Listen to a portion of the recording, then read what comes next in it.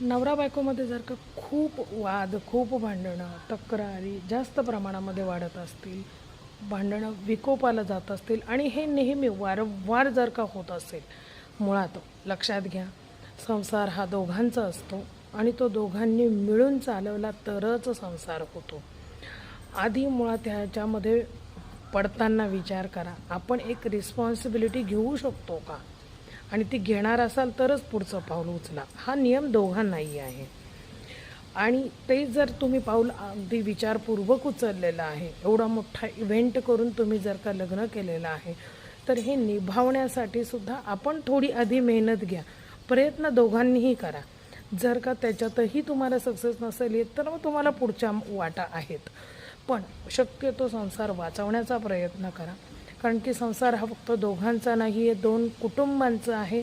दोन घराणी एकत्र येतात आणि सगळ्यांच्याच मानसन्मानाचा, इज्जतीचा आणि सगळ्याचाच प्रश्न निर्माण होतो. त्यामुळे संसार हा शक्यतो टिकवायकडेच लक्ष द्या. तर त्याच्यासाठीच हा एक उपाय तुम्हाला देत आहे.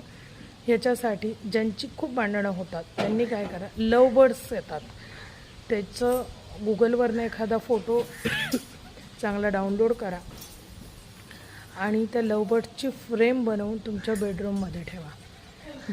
त्याने काय होतं, आपोआपच म्हणजे त्या पक्ष्यांमध्ये असं एक दैवी शक्ती आहे की ते तुमच्यामधील भांडणं आपोआप मिटवून प्रेमाचं एक नातं तयार होतं त्याने.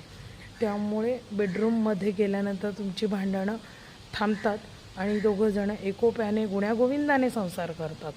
म्हणून हा उपाय ज्यांच्यामध्ये वाद होतात त्यांनी जरूर करा. मात्र ही फ्रेम लावताना ती शुक्रवारी लावायची आहे, हे लक्षात ठेवा. लव बर्ड्सची फ्रेम शुक्रवारी लावावी. जय भवानी, जय जगदंबा.